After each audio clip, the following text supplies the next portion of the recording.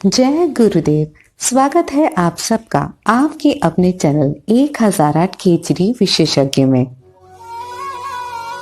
खेचरी मुद्रा सीखना इंटरनेट के माध्यम से पूर्णतः असंभव है, पर यदि आप इसे सीखना चाहते हैं या फिर आपके मन में इसे लेकर कोई भी संशय या फिर प्रश्न है, तो आप स्वयं पूज्य गुरुवर से संपर्क कर सकते हैं। संपर्क के सभी माध्यम आपको नीचे डिस्क्रिप्शन बॉक्स में और साथ ही वीडियो में भी उपलब्ध हो जाएंगे।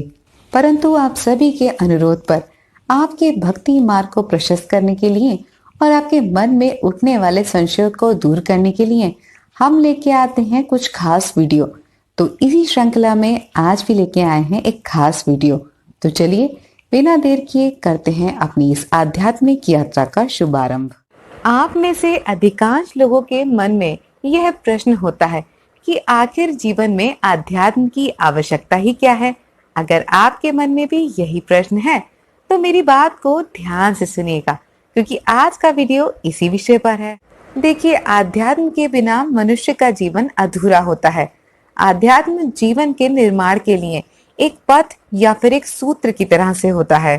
कभी गौर कीजिएगा, जीवन की शुरुआत संस्कारों से होती है और जीवन के अंतिम पड़ाव और उसके बाद भी संस्कारों का हमसे एक गहरा संबंध बना रहता है। और ये संस्कार हमें आध्यात्म से मिलते हैं।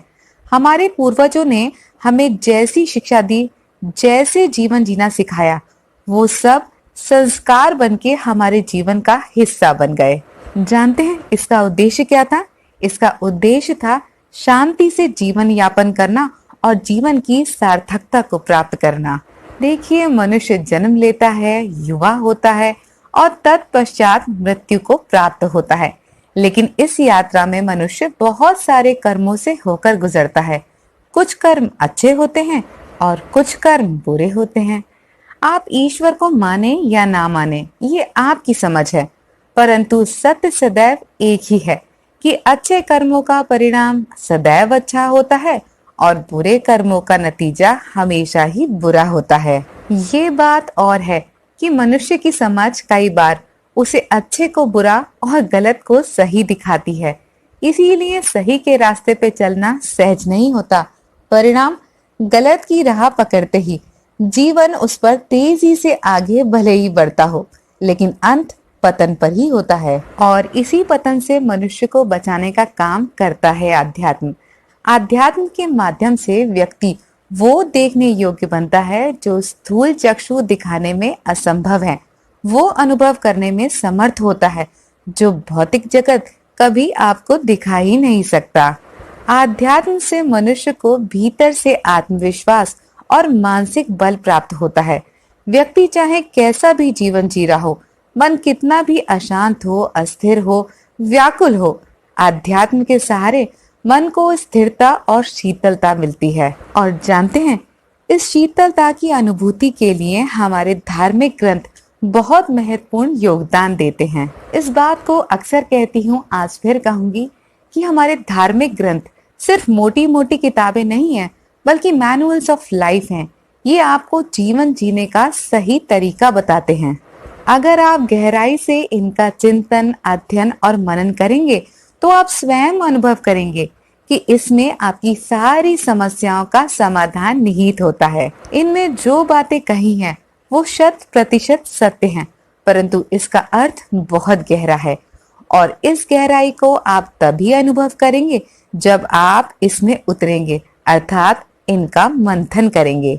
और इन ग्रंथों को मथने के पश्चात ही आपको एक अलौकिक शीतलता का अनुभव होगा। एक ऐसा अनुभव जो मनुष्य को अपनी ओर चुंबक की भांति खींचता है।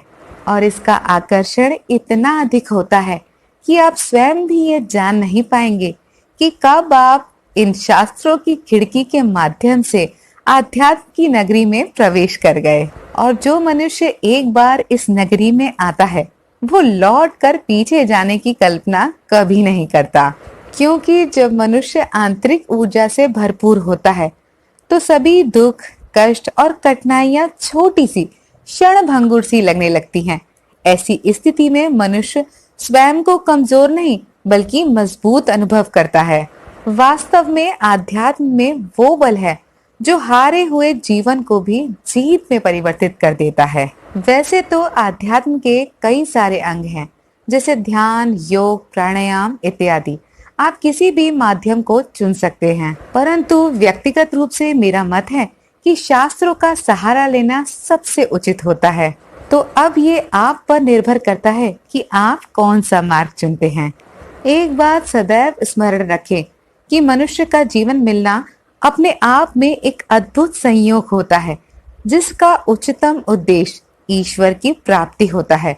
और ईश्वर की प्राप्ति के लिए आंखों को बंद करके नहीं, बल्कि खोल कर जिएं, ताकि आप इस सृष्टि के कण कण में उस ईश्वर के दर्शन कर सकें, उसका सम्मान कर सकें, उसकी रक्षा करके उसके प्रिय बन सके।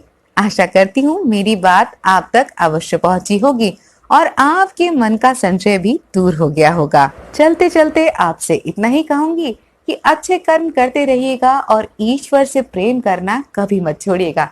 इसी विचार के साथ आज के लिए बस इतना ही। फिर मिलेंगे अगले वीडियो में, तब तक के लिए जय गुरुदेव, जय बद्री विशाल।